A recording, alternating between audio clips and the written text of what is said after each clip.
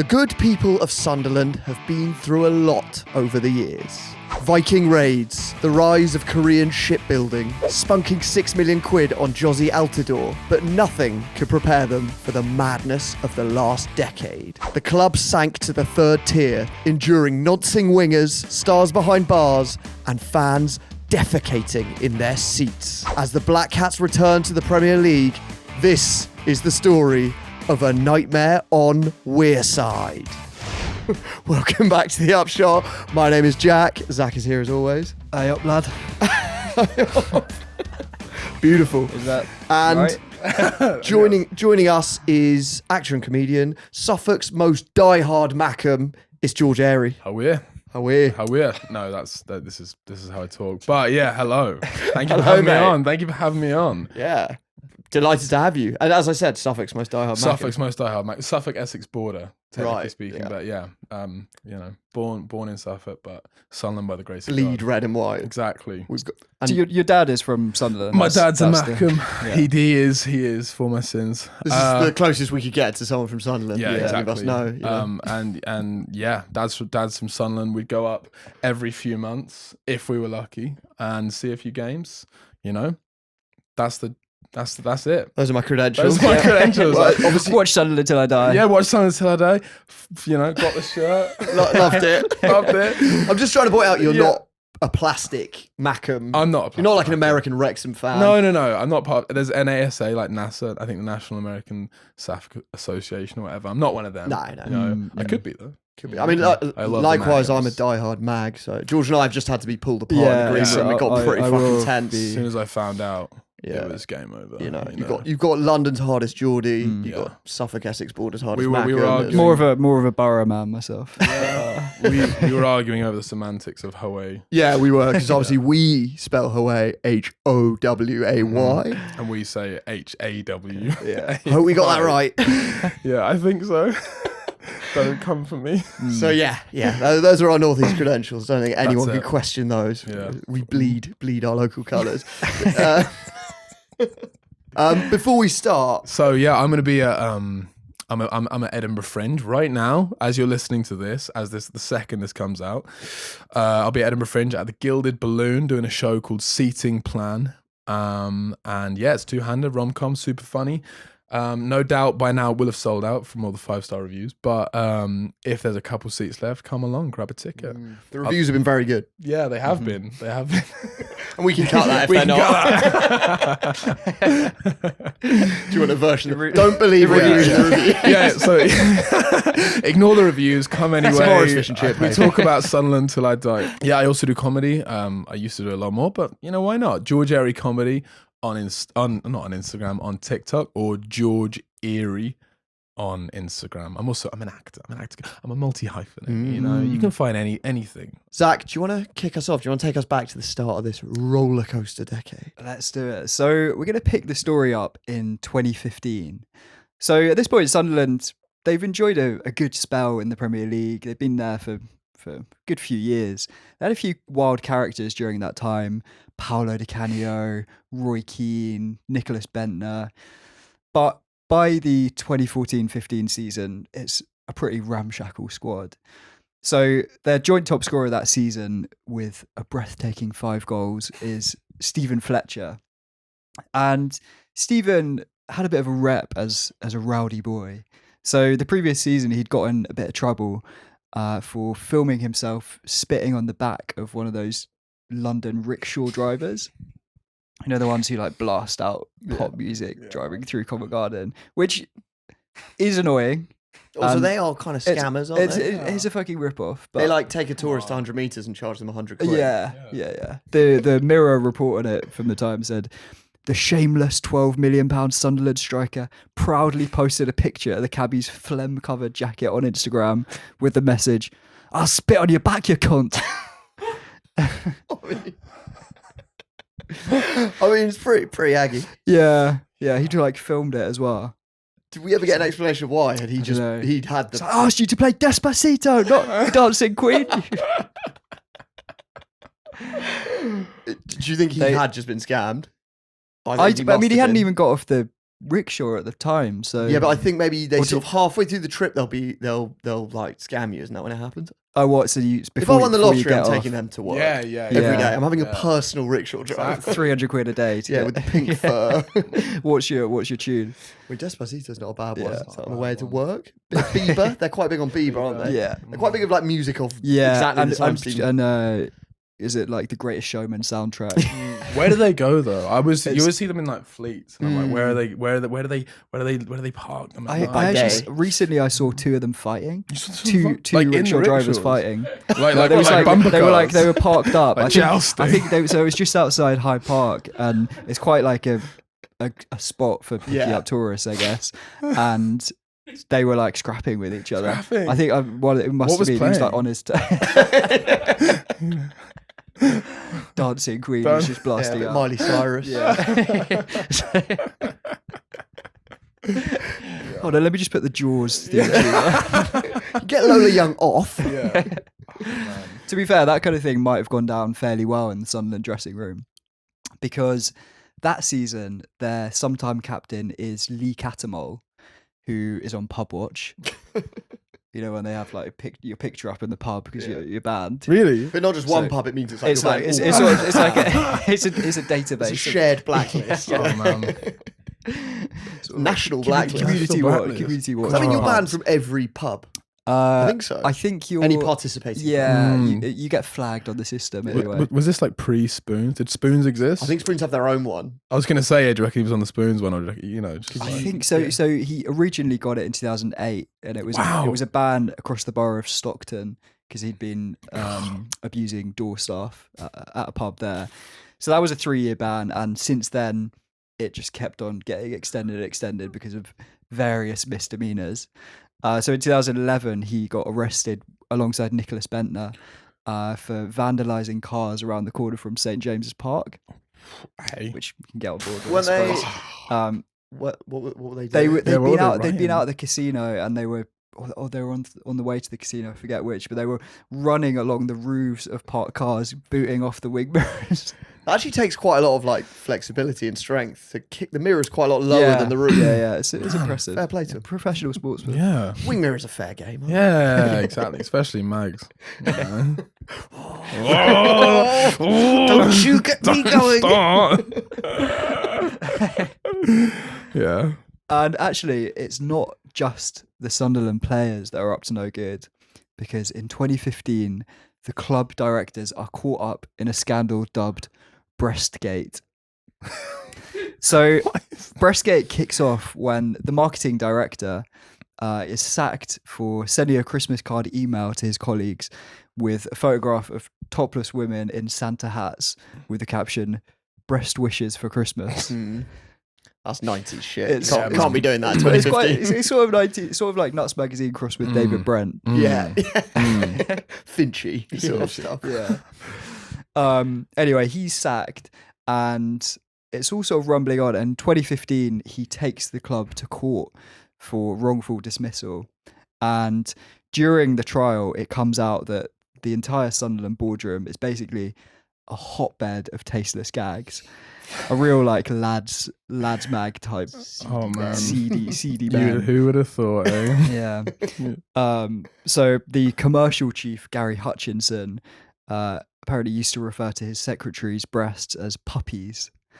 And the Daily Mail article about this case said, it is claimed Hutchinson would ask her, "How are the puppies today?" during board meetings. What, like in front of everyone? Yeah. What are you even meant to answer to that? Wow. They're fine. it's- They're breasts. They don't have Yeah. moods. Yeah. Oh man. Yeah. Was this like pre-Me Too? Yeah. Yeah. Oh, yeah. This This was was what started it. this was the cause. Yeah. Yeah. The But next it's not day. far off, to be fair. a couple of Yeah, years it's, ago. Yeah. yeah. You can't be saying shit Sort like of the that in last 20. hurrah of those kind of. Yeah, I yeah. think even pre-Me Too, you couldn't be No. saying. You could no, you couldn't. Be. No, I mean, it's 2015. never accepted. It never was I- okay. I also like that this guy who'd been dismissed for sending the breast wishes Christmas card.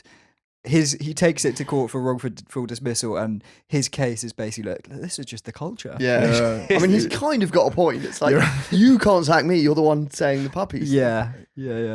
Wait, the puppies guy sacked No, him. I don't know. But, No, like, but if they're all fucking doing that it, was pointing fingers, but then the whole deck of cards falls down. Yeah, Exactly. You know? sounds like it did. Yeah. Yeah. And then Was there more on that? that was Or the was Yeah, trigger. so apparently another director sent a birthday message to a female employee that said, "Happy birthday, all the breast."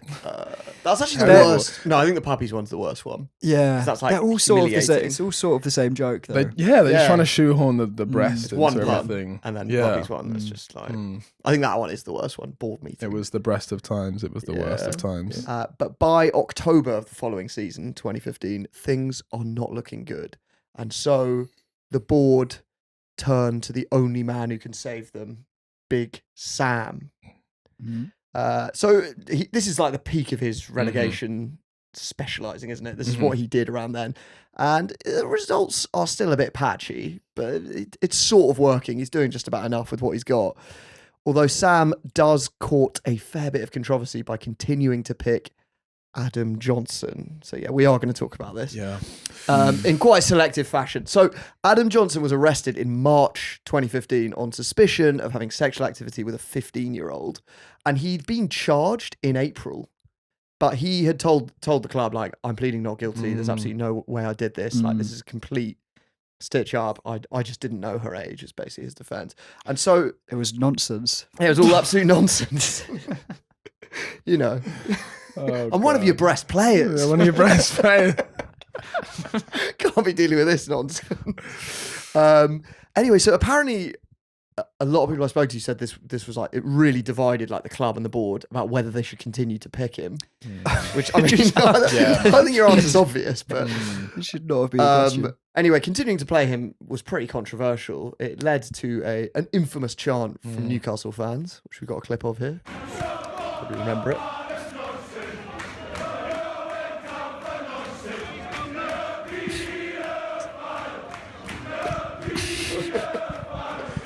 Quite a catchy tune. Yeah, they always are.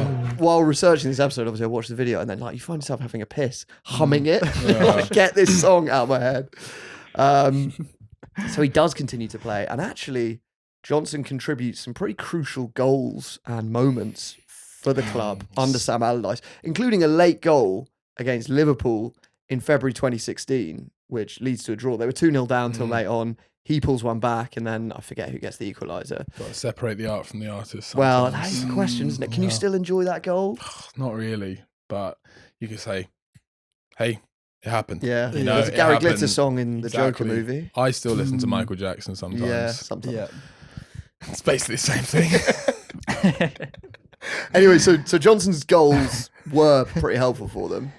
You still watch Jim Will Fix It as well, don't you? Yeah, I love it. Yeah. You've got a t-shirt. Yeah, exactly. Like Some Rolf of Harris this, I couldn't painting work at home. out which ones. Yeah, Rolf Harris, all of them. Yeah, man. Anyway, so he earns them that vital draw, Adam Johnson against Liverpool. And 3 days later, his trial is set to begin. And in he goes. The board are obviously a bit nervous about how this is going to pan out. But nothing can prepare them for the bombshell that lands that day. Because having insisted to the club that he was completely innocent and was pleading not guilty, reports leak instantly that Adam Johnson has pled guilty to the crimes. Which, like, obviously they're furious.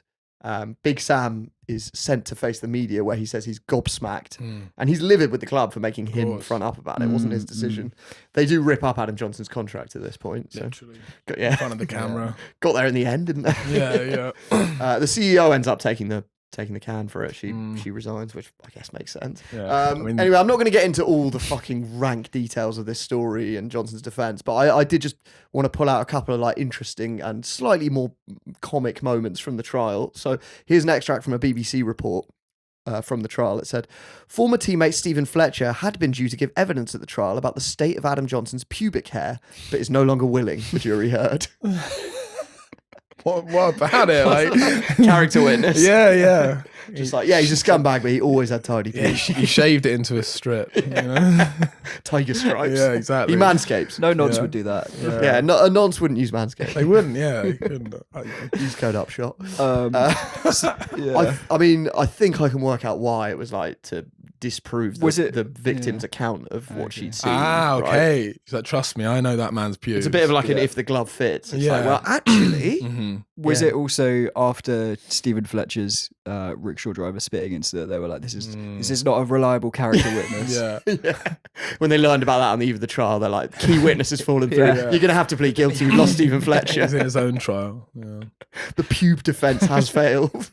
It's not admissible in court, weirdly. Do you think, how much has he paid his lawyer to try and get him off this thing? And all he can come up with is, "Do you reckon Stephen will come in and talk about your pubes?" I feel like that will sort Is of... that all we've got? Yeah. Surely we've got more than That'd be that. 600 grand. Yeah, all right, plead guilty. Anyway, another bit that was kind of amusing. So in the trial, they hear that at one point Adam Johnson is simultaneously texting his girlfriend Stacey and also this underage girl, and he's using the same phrase. So his girlfriend sends him a picture of their baby daughter, and he replies, "She looks class." Makes it sound like he's never met his like she's a fucking car or something. Yeah, she looks class. She looks dead She's class. class. Breast You Harley wishes. Davidson, yeah. Yeah, heart emoji. Yeah. It does sound like that might be straight after the birth, and he wasn't there, and he's just like, "Oh, she looks She looks class. But then at the exact same time, he's texting this underage girl saying he'd enjoyed their meeting. He said it was class. It was class. It was class. Everything's class. My pubes are class. Yeah. Stephen Fletcher's class. Yeah. And then finally, his defense, 3 days after his alleged sexual activity with an underage girl, he had Googled the phrase legal age of consent. So, like, obviously that's pretty damning. And they ask him about this, and his explanation is that actually he'd Googled it because they'd had a team discussion about a Ross Kemp documentary on underage marriage. Gave him a sheet of work to do. Stephen Fletcher, have you got any? Any thoughts? Thoughts. And then also at the end of the trial, once he's found guilty, which he is, it's reported that they found animal porn on his laptop. Oh my god, like cartoon or real? But so this is my thing. Like, obviously, on the face of it, you're like, "Oh my god, this guy's a monster," which probably is anyway. Yeah. But could that just be like he's in a grim lads WhatsApp group where you know what I mean? Videos get shared. Yeah, man. Yeah, They do. suppose. Anyway, he is found guilty, Adam Johnson, and he gets 6 years in the Slammer. Weirdly, that doesn't stop him from managing his fantasy football team in his cell. Wow. So he's obviously put on the nonce wing, D wing, and somehow he's got access to a phone in there because the tabloids report under the headline "Perv Ace in Fantasy Football Sells Storm." That was a great bit of tabloidese. Perv Ace. Wow. That pedo footballer Adam Johnson has sparked fury by running an online fantasy football team from jail. I don't know about you. Personally, I made my mind up about Adam Johnson when he slept with that underage girl. Yeah, yeah. The fact that he's like taking a 4-point hit to bring in Gibril Cisse. It's not really bothering me. I could tolerate the noncing, but the fantasy football, that was the last straw. That was the last straw. I liked him. What? Adam Johnson's playing fantasy football? You're joking. Well, to be fair, I think what they're objecting to is that he's actually playing in the Sunderland like squad and coaches league. Oh, really? Which I spoke to people who had been involved with the club, and they said it just renews every year. It wasn't their fault. The league does have the unfortunate name Demon League, which is gristle to the tabloids mail.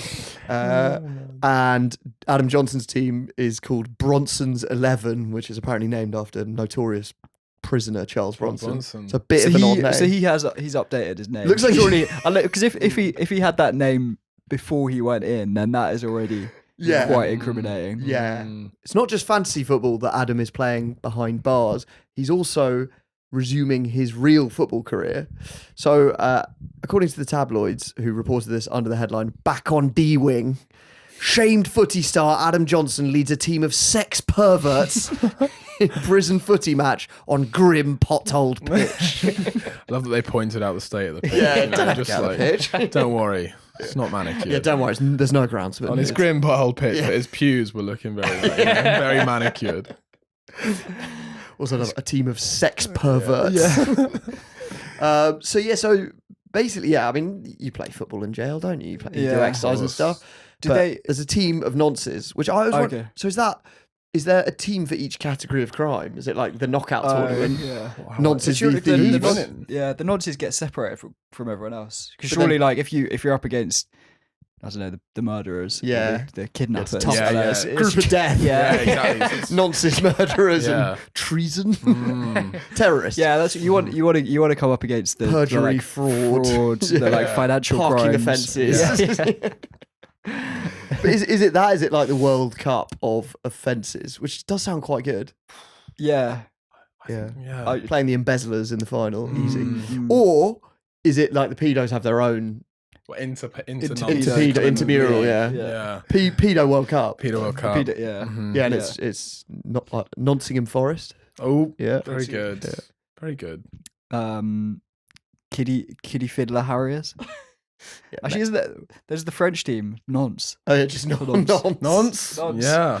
That's the European Cup final. Nonce, Yeah. Nonce against Young Boys. Oh man. Young boys. Yeah, it's got to be that. Absolutely smashed them. No one's absolutely smashed them. Has that match ever actually taken place? What, in Nonce European- v Young Boys? Nonce versus Young Boys. That's like Conference League. Yeah. Stuff. Yeah, that would be it. Because Young Boys play at the Wankdorf Stadium. Yeah, they do. Wankdom Stadium. Oh man. Is there like a Classico style name for the Nonce derby? I thought Young Firm Derby was all I could think of. It's not that good. Young. Young. El Nonce Hilo's go. Classico. Last night was Classico. Yeah. That's pretty good. There We'll you go go. with that.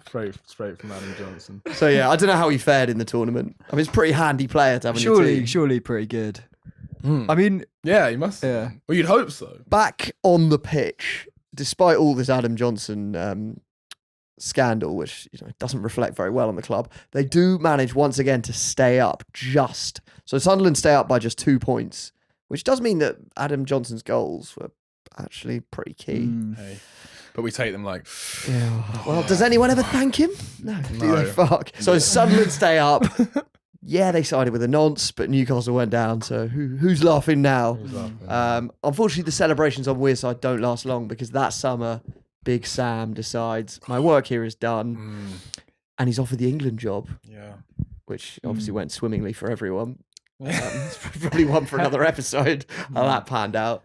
Pints of wine and all. But I did hear that actually Big Sam had already made his mind up, regardless of the England job, because Ellis Shaw had basically told him there's not going to be any more money for players. Budget's limited. We're only you're picking them up off D-Wing and your new signings. So I'm just going to wait for Adam to get out. All we've got is bail money. He does look class. So Big Sam's off. Big Sam's off, and in July 2016, he's replaced by Mr. David Moyes. That's not a bad hire. Which it was Moyes' first Prem job since he'd been sacked by Man United. So he was at a pretty low ebb himself. Really, he'd been at Real Sociedad for less than a season. It also went badly. So he needed to rebuild his reputation. Sunderland were not looking great either. Yeah. And he was just in a bad mood for the whole thing. He was. Just a foul mood. He was, and it gets worse over the course of the season because he brings in some fresh legs, but it doesn't really work. And as Sunderland struggle at the foot of the table, it's fair to say that the pressure starts to get to him. And in April 2017, he's doing an interview with the BBC journalist Vicky Sparks, and he takes exception to one of her questions and responds like this. And the owner, Ellis Short, was here today. Does it put any extra pressure on you as a manager when you know the owner's in the stands watching on? No, none at all. That's brilliant. Thank you very much. Thank you. Nice to see you. We're just getting a wee bit naughty at the end there, so just watch yourself. You might get you still might get a slap even though you're a woman. Can you just straighten your badge, please? Just your badge. Careful the next time you come in. It was in the heat of the moment, and I deeply regret the comments I made. It's certainly not the person who I am, and I accept it was a mistake. I spoke to the BBC reporter, who accepted my apology, and hopefully we all move on. I mean, he'd been added to the 2015 WhatsApp with all the breast jokes. Yeah, exactly. Okay, Just trying to one up the lads. Yeah. Is that not right? No. It's weird because I pretty bad. I remember that's it, terrible. but is he trying to have a joke there, or is he trying to threaten her? It Both are doesn't. bad. I mean, there's sort of some kind of like laughter in the background as if it's sort of a joke, but I think it's more awkward laughing, and his face looks very serious, and Yeah, he kind of doubles down on it as well. Yeah, I think when he's like, you're getting a wee bit naughty at the end there, she's Yeah. like he's obviously Yeah. complaining Yeah. but grumbling. He could have left it there. Yeah. No, Should that have would've left been it fine. there. Yeah. And then it might get a slap even though is he just at the start of that video, just as he's doing the interview, he looks almost like a corpse. He looks yeah. so jaded. He's Very got a intense. smile on his face, but he is seething behind the Yeah. eyes. Yeah. Yeah. That's what Sunderland will do to you. Do you think, straight after saying it, do you Yeah. think he was like, oh, fuck? I don't know. I don't know. The apology's quite... He didn't seem very remorseful. The way it cuts straight to the apology, the video Yeah. is funny. He sort of went the Larry, like the dun dun Yeah. dun.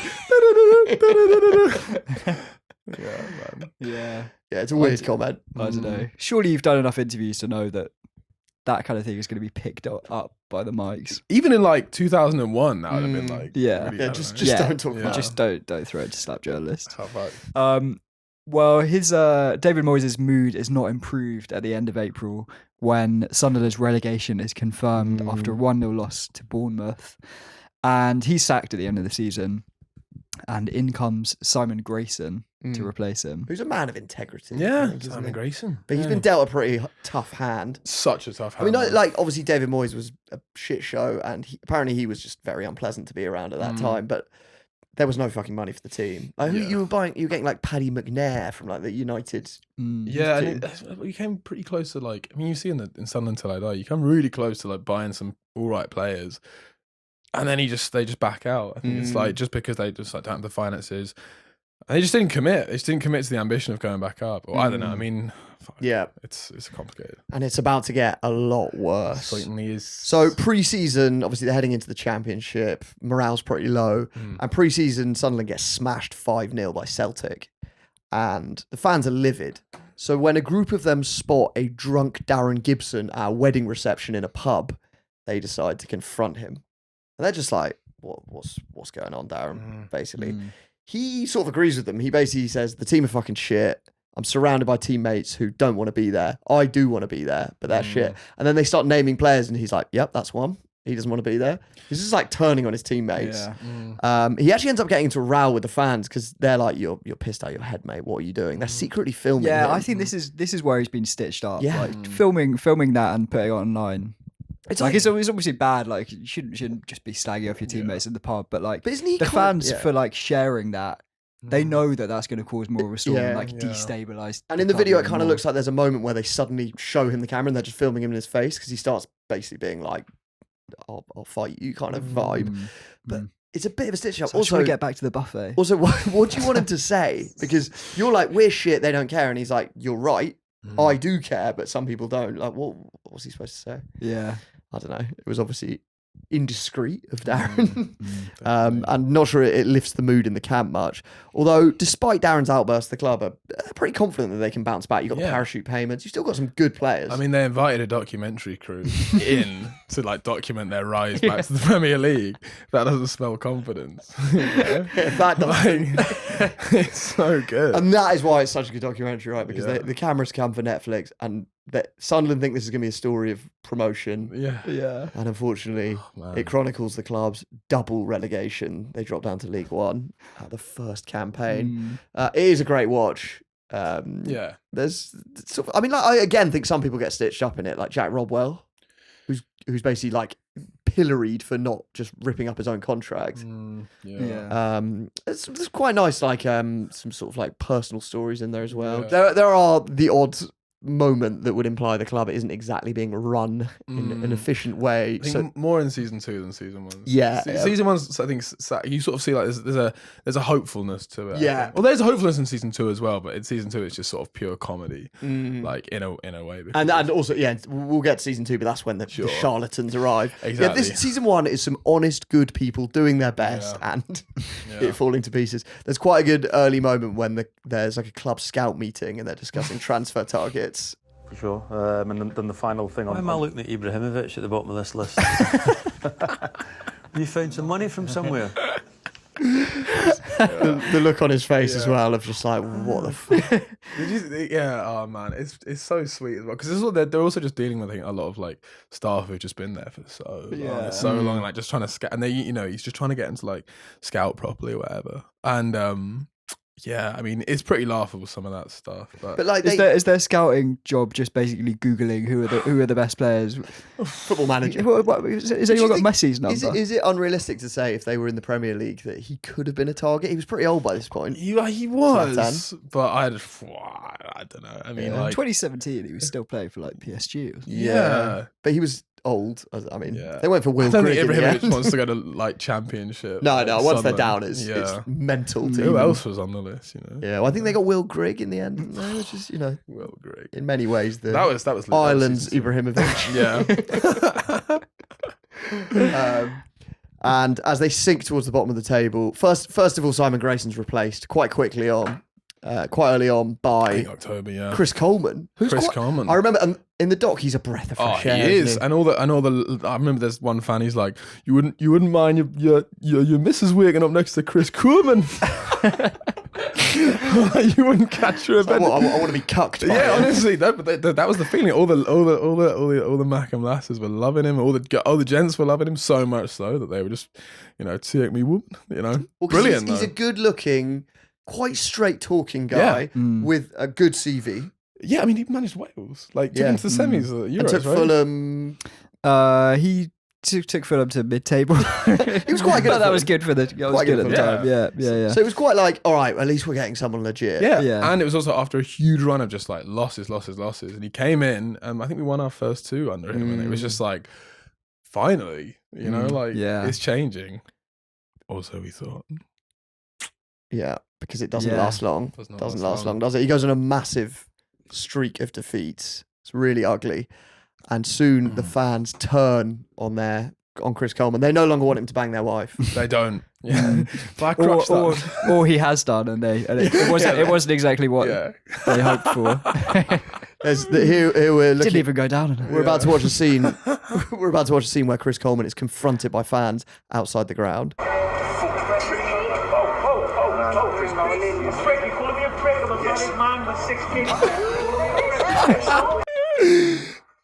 Man with 6 kids. You're calling me a prick. I'm a married man with 6 kids. Why does that mean you're not a prick? That's not mutually exclusive, Chris. By the end of the doc, I sort of thought he was a bit of a prick. Was that unfair? I'm not that unfair. I just thought he was a bit vain. Yeah. But maybe that's unfair. He liked playing into the kind of like the way that everyone saw him at the start. People inside the club say that documentary was edited extremely unfairly, and certain people were stitched up, like Jack Rodwell, Oh, okay. whose drum I'm really banging. But yeah, so it slowly chronicles this disastrous season, which of course ends in relegation to League One. But there is one scandal that the programme doesn't cover, and that is Poogate. Oh. So we've had Breastgate, but Poogate was a far bigger deal. So it's December 2017. Christmas is approaching. Decorations are up around the club. And a 17-year-old Sunderland fan is forced to deny shitting on his seat in the stands after a photo does the rounds of him squatting with his trousers down, and an eyewitness claims he squatted and curled one out. We're looking at the picture now. I will link to it. It might even be the image for this episode. God, I do look different then, don't I? Your hair has completely changed. So yeah, I mean, he's naked from the waist down. He's got a lovely sort of, I guess that's a mohawk you'd call the haircut, wouldn't you, Liz? Style. It's That's a hell of a haircut. I really like his expression as well. It's not like he's not doing it for a laugh. He's like stony faced. Yeah, it's like it looks like he's sat on the bog. Yeah, it's yeah. one of stoic kind of like athletes. And also watching the game at the same time. Yeah, it doesn't look like, I'm going to take my trousers off. No. Also, where are his trousers? They're just gone. He's just naked. They're on the pitch. Naked, yeah. So pretty quickly, this story is going viral. The young lad, who I'm just going to call Callum, I'm not going to use his full name, do him that. He's forced to apologise, but he does actually deny shitting. So he gives a series of interviews to the press, which turns out to be quite misguided. Incredible. This is what he says. I'm so regretful because I can't remember any of it at all. And for the record, I didn't actually have a shit. I honestly didn't have a shit. The club have even released a statement saying there was nothing wrong with the chair. And then the news report continues. Callum said he'd only eaten 2 chocolates from his advent calendar before drinking 12 bottles of beer and 6 pints of fruit cider on the way to the match. Only 2. Is he saying like, I was on an empty stomach, boozing. Yeah. Oh, that'll God. teach you to go ahead on your advent Yeah. calendar, Yeah, won't it? exactly. This is what Famously happens. not Sunderland on. advent calendars, they're full meals. And I think it was yeah. 4th of December as well, so he was already. Oh, He hadn't even done a week of following the. Yeah. I actually think he probably got the advent calendar and ripped the back off and was Yeah. just eating it like Went a box, straight in. box of chocks. Yeah. Which is bad He's an luck. animal, yeah. Is it bad luck? Yeah, eat your hand in your Well, advent calendar. Thanks, Callum. Yeah, Yeah. learned your lesson. God. He won't be doing that again. Yeah. It's such a good detail. All I'd eaten all day was 2 chocolates from my advent calendar. And all that cider and beer, right? Yeah, That's- Strongbow dark fruits. Yeah. That'll do And it. a candy cane on the way in. The story continues. Slice of Yule log. I think that's what he left on the chair, actually. Oh. Callum, the story continues, a season ticket holder, said he couldn't recall the incident, but believes he must have been so drunk he thought he was on the toilet. He said, I got to the ground, sat in my seat, and the next thing I remember was being in the holding cell in the stadium. So they did him for it. It's got a holding cell. Yeah. Wow. I didn't find out about the whole incident until 11:30 at night when my friend told me. It was all over Facebook. Gary Lineker had put it on his Twitter. That's not helping. That's not helping at all. And then he said, a lad who sat next to me put on Twitter saying it didn't happen. He said, I can confirm he didn't have a shit in his seat. He said, I can confirm he had a piss. I'd rather it be that than having a shit on the seat, but I'd rather it be nothing at all. I mean, he made a big mistake giving interviews, I think. He did. Batten down the hatches in that. in 15 minutes. Never 15 minutes of fame. Yeah, although Nice. now, if you Google him, the first result, if you Google his whole name, is I didn't have a poo as Sunderland lost. A shamed teenager says he can't remember incident. Oh, man. Which is not what you want when you're applying for a job. Yeah. Poor Yeah, your fella. employers are trying to find your LinkedIn. And This sponsor. But poo. So, Although I think you've got any character references that we could he former employee? Oh, yeah, The Guardian. Stephen Fletcher says my pubes. I do actually think if I was the employer, it'd just have some sympathy. He was 17. He got a bit drunk. 17. He shouldn't have given the interviews. Oh, man. He's got a great mohawk. Yeah. I think he's doing all right now. I had a Google. Yeah, where's he What's at he now? Well, I don't want to reveal his job because That's then I true, feel yeah. like we're doxing him. Anonymity, yeah. Yeah, it of looked course. like a good job. It looked like things were all right. Good. Yeah, good. to be pleased to hear. That is Good. good to hear. He Good. survived Poogate. Yeah. Yeah. It is a real shame that Sunderland Till I Die didn't cover that incident. I know. Sunderland till I'm dying for a shit. It would have been a nice like mood lifter around Yeah, the Christmas. It would be. Yeah. You know how Maybe that- Premier League years has that like tone shift where it'll be like, and the world watched on in horror as like the Twin Towers were crashed into by terrorists. But it switches to like Kevin Phillips scored 24 goals. That like weird vibe shift. Or it's just, as the credits roll, they sometimes have bloopers. The bloopers. You could call it a blooper, yeah. Yeah. I don't think It's he with- shat, to be fair. Do you No, agree? he pissed. Yeah. He pissed, yeah. It's with like the Toy Story theme tune. Like, Yeah, when they have the like little box. just flashes Oh, up Callum. with that picture. Oh, bless Stadium him. of shite. Oh, Yeah. yeah. There it is. Anyway, season 2 of Sunderland Till I Die. Sadly, again, no fecal episodes, No. but it does introduce us to the club's new owner, Stuart Donald, who at that point is engaged to a retired stripper.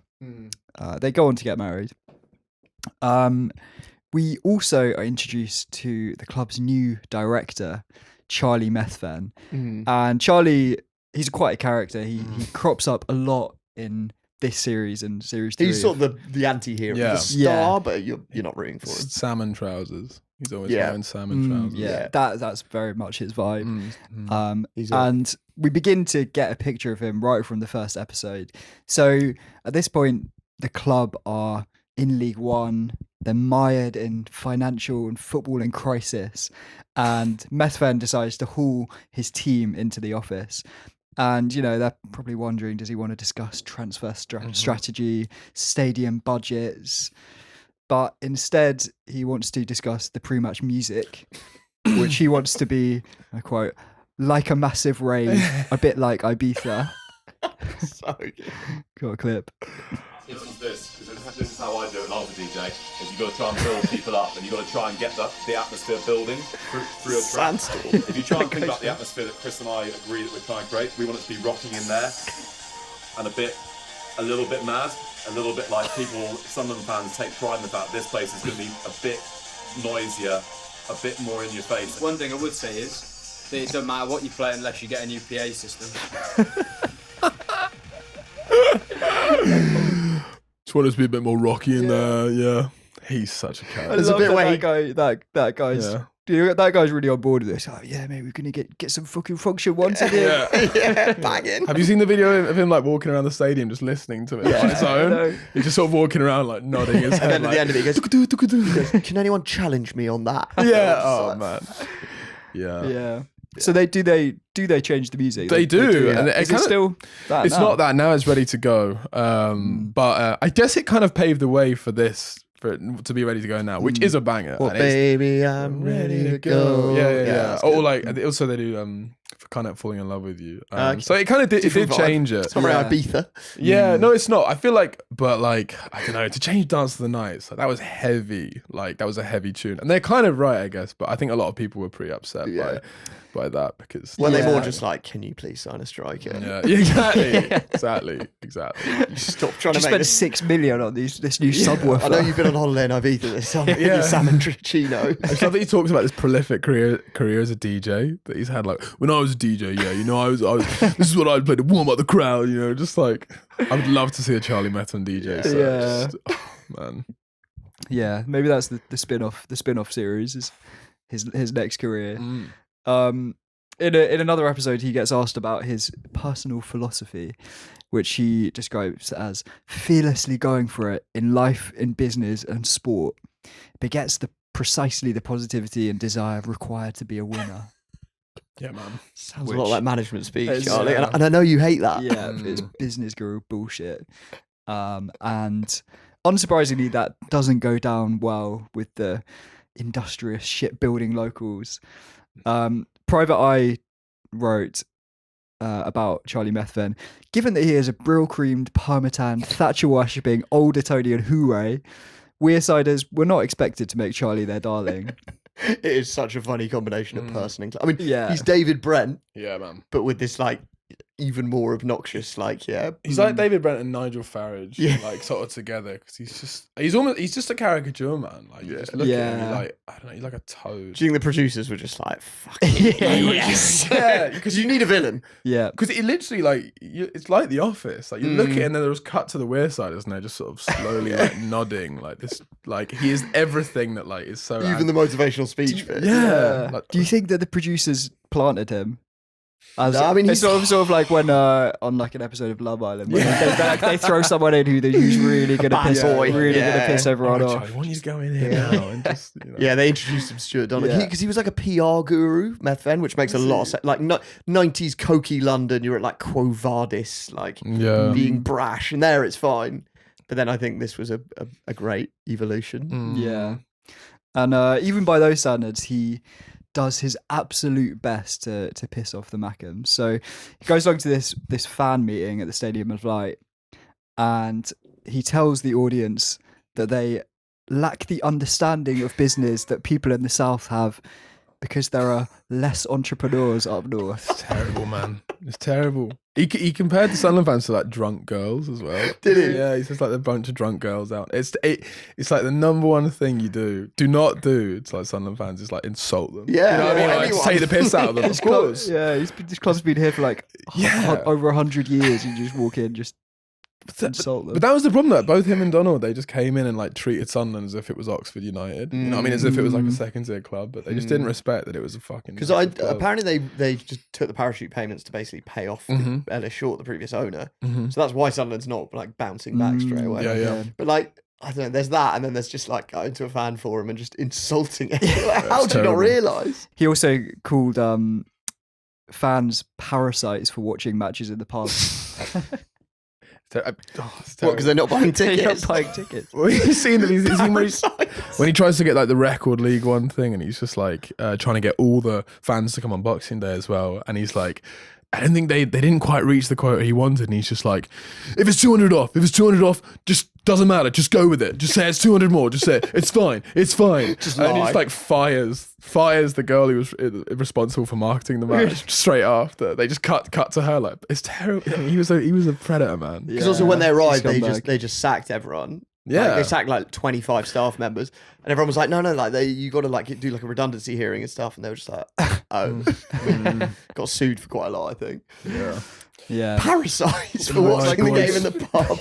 That's so good. Honestly, It's like it's like he was purposefully going out there trying to turn everyone against him. He's just quite tone deaf because isn't he now at Charlton? is he? Yeah. Yeah. And he wrote a really funny like Christmas letter to the It was employees of the New club. Year, I think.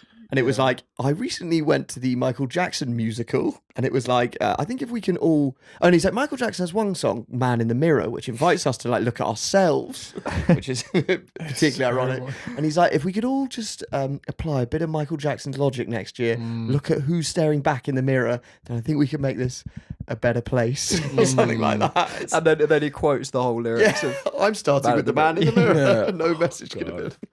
He's fucking cheesy. Yeah. But give that guy just a permanent documentary. Yeah. You know what I mean? We do need people like that. Yeah. Yeah.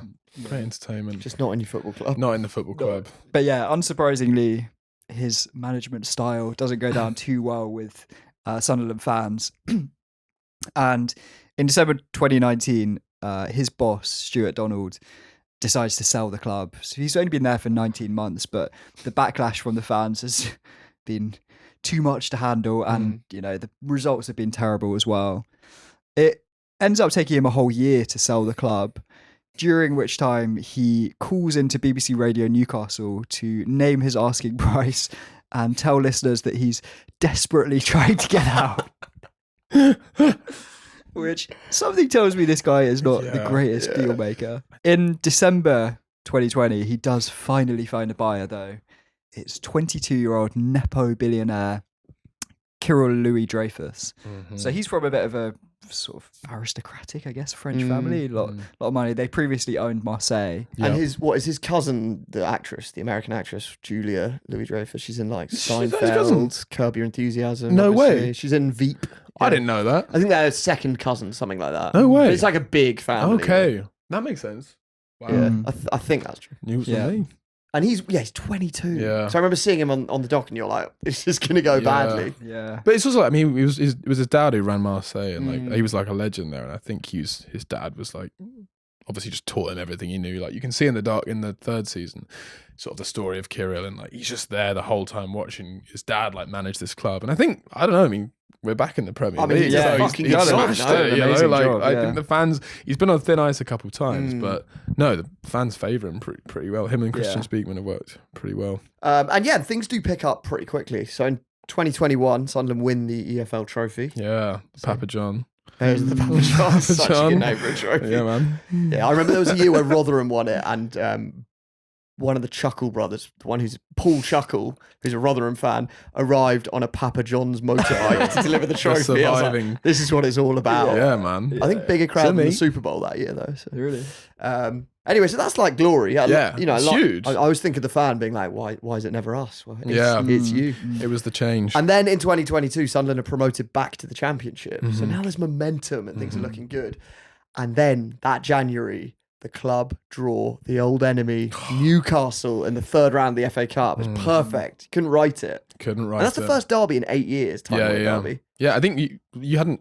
And we've been on like a winning streak, or like you hadn't beaten us in like 15 years. I mean, Yeah, I remember all those derbies would Yeah. always go Sunderland's way. Yeah, Not this one. Obviously. not this one. No. So obviously, like Newcastle, first time in 8 years. Sunderland are on the way back up. You've got Silverway, been promoted. Yeah, man. And the fans are plotting to turn the Stadium of Light into a bear pit. You know, the kind of bear pit you usually reserve for Viking marauders or Korean shipbuilders. But the club officials took a slightly more hospitable approach. They decide the Black Cats Bar, which is in the away end, they decide to redecorate in Newcastle colours. And they even plastered it with signs saying "Away the lads," spelt in the Newcastle I know. fashion. How dare So we're looking at it, they? it says "Keep the black and white flying high," which is like, it's Disgraceful. not even a very good. No. Was this a bit of a thing of like they're just like, we welcome away team? You know how like it's become a bit of a thing in football that stadiums are actually like meant to be a good experience. Yeah. So like when away fans come, we don't just want it to be that they're like smoking in the bogs and stuff. We want it to feel like nice. Yeah, it's all good and well for Norwich, but not. Yeah, exactly. Newcastle. Don't roll the fucking black and white carpet. Yeah, come on. So they really did. Actually, an even funnier bit is that the Wi-Fi went down at half time, so the card machines wouldn't work. So they just started handing out free pints to the Newcastle fans. Like, if you're trying to piss off your own fans, and Newcastle fans couldn't believe it. Yeah, and obviously Sunderland do lose the tie. So yeah, Sunderland lose it. Although in better news, it is the first time they've sold out the Stadium of Light since the Beyonce concert at the ground. I love it, man. Beyonce, really good. I mean, Beyonce's a big she's huge. A huge artist for a huge club. Yeah, exactly. I mean, you know, it's a very big stadium as well, isn't it? For massive, 49,000. We got a message from someone asking if we'd be interested in doing a live show at the Black Cats bar. Really? Yeah. Is that the one? Yeah, I think that's the same bar. I don't know what it holds. Did Beyonce play at St James's Park as well? No, I don't think so. That's right. There you go. You'll never sing that. That's right. Exactly. You'll never sing Crazy in Love. Exactly. Crazy in Love. 15 Grammy Awards. You'll never sing that. If you like it, then you should have put a ring on it. big artist. Yeah. I don't think St James's Park really does that many. No. But Sam Fender, obviously. Yeah. Anyway, that Newcastle defeat does trigger a mini crisis at the club because things have been going well, but suddenly, people are starting to think, I don't know about this, and at that point, the club decide to sack manager Michael Beale. I mean, he'd actually only been there for 63 days. He was rubbish the whole way through. Yeah, it was he was terrible. He was terrible. Sorry, Michael Beale. And a week later, it emerges that Michael had been using a secret Twitter account to try and sway public opinion in his favour. Yeah. Maybe if he'd spent more time on set piece drills and less on running sock puppets online, it would have gone well. So basically, there's this account called player_ID, which had been posting a string of very strident defences of Beale's reign, because the fans were just, from minute one, had been slagging him off. Yeah. And the account insisted that Sunderland are going to struggle to replace him because they've got a toxic fan base and got no transfer funds, which it was a bit suspicious, this account. And the Sunderland podcast, What the Folk, shout out to those guys, they decided to investigate and discovered that this account had also been defending Michael Beale's disappointing reign as Rangers manager. It's a bit weird. You're like, is it a Michael Beale fan account? Which is possible. I'm sure he's got his devotees.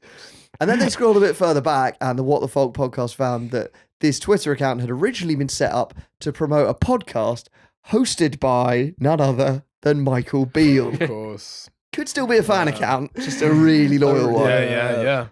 I just love the idea. It's like, you're only in the job for 63 days. You've got a long list of tasks to complete. How have you got the time to be tweeting out? Yeah. Could be a jilted co-host that's just try to win him back. Yeah. There was a really good, there was a Reddit discussion explaining how all this unfolded, and the top comment was someone saying, I don't think that's a burner account. It's just an honest fan who knows the truth. And the username of that message was Michael Meal.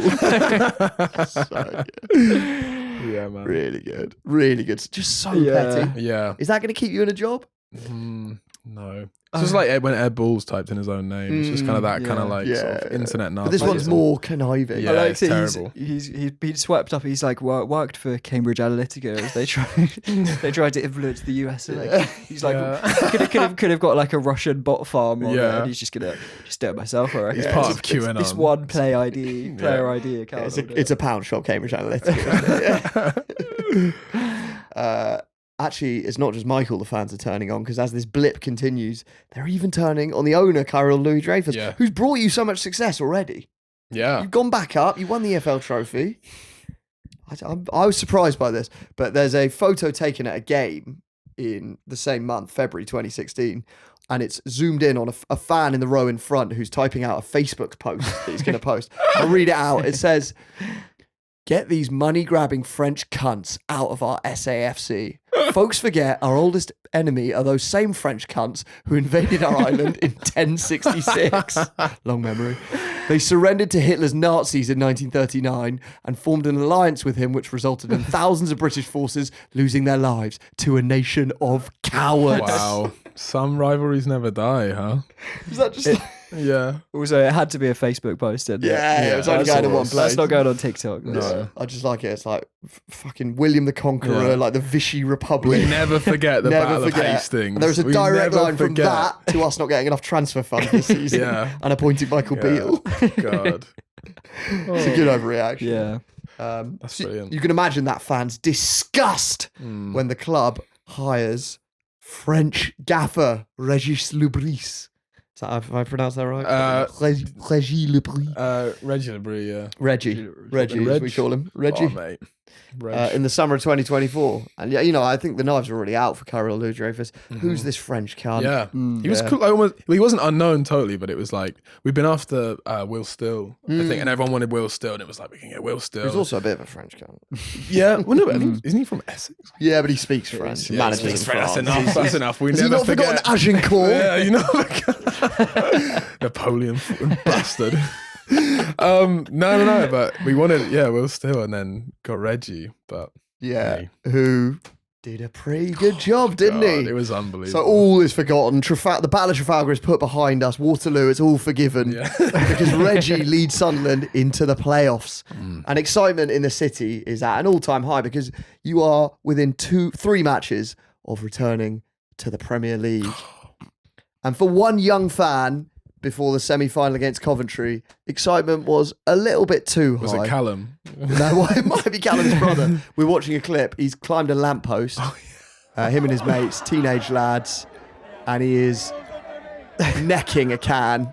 He smashed it down. He's about 9, I reckon. And then moments later. he's just puked everywhere. Man, we'll link to the clip. But it's these Sunderland kids, man. It's entrenched from a young age. When I was at Trafalgar, the Battle of Trafalgar. The Battle of Trafalgar, of course. Against bloody French. No, and like you got like I remember just there's these families, like, the whole families are there, and like there's these kids. It must be like 6, 7, just fucking singing like, "Shearer is a wanker. He wears a wanker's hat." It's just like, come on. Are they boozing? Are they boozing? Oh, probably. That kid, how old do you reckon that kid is? Also, he's got quite a sort of Agincourt haircut. It's like a what do you call that haircut? A pudding bowl. Oh, like the tonsure? Yeah, it's quite sort of medieval fighting French. Yeah, absolutely. What is he drinking as well? Because can we flick back to the clip? It doesn't quite look beer can shaped. I'm wondering if it's like, is it like a Monster Energy or something like that? Yeah, it looks like, no, is it a pre-mixed? He necks it. I reckon he's 10 or 11. It's just in a gilet, no clothes underneath. He's got an air horn as well. And then he just pukes all over the people standing behind him. He'd had at least 3 advent calendar chocolates. Yeah, his Shrek calendar has been ripped to bits. He's ripped the back off. But all that excitement does prove to be justified. So 2 last-minute winners take Sunderland all the way. So in the semi-final, there's a late winner. Yeah, it was. Yeah, in both actually. In the first leg and the second leg, but the second leg it was like 120 seconds. Oh, yeah, it's extra time, injury time. Extra time, injury time. Dan Ballard, and have you seen the goal? No. It's unbelievable. He jumps for it and he folds himself over like a paperclip. He literally hits the ball with his head between his legs. Get it up. It's unbelievable. I've watched it about 100 times. This is an equaliser. Yeah, because we were winning on aggregate. Right. So it's a winner. Oh, and off the bar. Oh, wow. Off the bar makes it so much better. On it. Like, fucking when you see, you get the close up on him. Like, look at the crowd. Oh, the crowd. And he couldn't take his, honestly, the limbs, man. Yeah. I was in. Oh, they just bundled. Who they played? Coventry. It was Coventry. Who Yeah. are I was in shell-shocked. Southwark Brewery, which is like the Sunderland pub in the UK, in London. Sorry, in the UK, the Sunderland pub. More entrepreneurs down there. But it was like it was insane. It was like the whole place turned to water. Like all the there was all these standing tables, and I just remember the whole place just like it was like being in the sea. All these tables were rocking around, like everyone was just shirtless. Awesome. I mean, that's what being a football fan is all about. It was like That moment. 7 minutes, 8 minutes of just pure ecstasy, man. Like it was the best like goal I've ever seen. So that's sent to Wembley for the final. Yeah. Game away. What do they call? They always try and call this the richest richest game in football. Yeah. The most money's on the Yeah. line. This is the record, right? This was the highest one it's ever been, right? Really? Oh, yeah, What yeah. prize money? As I in, think so. It might be. I don't know. Like it was Probably more just than last year. Yeah, probably just. I think because the TV money goes up yeah, every year. It's but just, more than money, there's something bigger at stake, which is Yeah. redemption from Sunderland. We've just talked about 8 years, crazy decade where they sunk to the lowest lows. You got Poogate, Breastgate, Mate. noncing, League One football, and then the slow climb up, the blip. Is it going to happen? Are these French owners the ones for us? Yeah, man. And then you're at Wembley, and the scores are locked. It was. The scores a lot. It's 1-1. Yeah. 1-1. Meander. I think 76th minute. And then this And then- happens. We're deep into injury time now. oh, what a placed Look it. at it, man. Look at It's a it. great goal. After we'd sold him as well, we knew he was leaving. A lot of That's why I said it'll be some farewell. Yeah. Where was he going? He's going Brighton. Right, so he's going up. Yeah. No, yeah. He's going up. He knew he was going up, and like, oh, What a parting gift. yeah, and I think like fans didn't hate him for it. Like everyone understood, but like there was a kind of little bit of like unease about Tommy Watson, he's leaving the club. But like I'm just like I'm so stoked for him, man, because like Yeah. to leave your Yeah. like because he's from I think he's from Hepburn. Maybe I'm wrong. Sorry, Tommy. And like you're growing up. You've been part of this club, you've come through it, and then like you're leaving just as it kind of goes, kind of as it's getting to this place where it's really kind of fighting for redemption. But then to just take him up with you, Yeah. I just think like What a finish. Can't leave on a bigger high. You can't. He'll always be a legend. And it's it's such a fitting way for this story to kind of conclude. It was this chapter. It was poetic. Yeah, that man. is poetic. After like what is it? I think 8 years and like 3 or 4 playoff finals. Like All right, well, we'll look forward to it, and maybe we'll do another chapter on this story Yeah. in a couple of years. I'm sure there's going to be more drama. there will be. George, thanks a lot. I've loved it. Yeah, it's thanks, great. It's guys. great to have The most Macca most person you've Macca ever person met. I- Yeah, the original Macca. Yeah. Yeah. People in Suffolk will know you from. You're the guy who walks around Ipswich, Oh, absolutely. like painted. Wearside Painted George. red, Wearside red and George. white. painted with, Exactly. red and white. Exactly. Wearside George. Wearside George. That's what they call me. And the Toon Army Jack. Toon Army Jack. Yeah. Jack yeah. the Mag. I mean, after this ends, of course, we're gonna have a fist fight to really settle it once and for all. Yeah. But yeah, no, thanks, guys. No, thanks. Loved Good it. old Come on George. again, please. Oh yeah. And Zach, thanks a lot. Thank you. And thanks a lot for listening.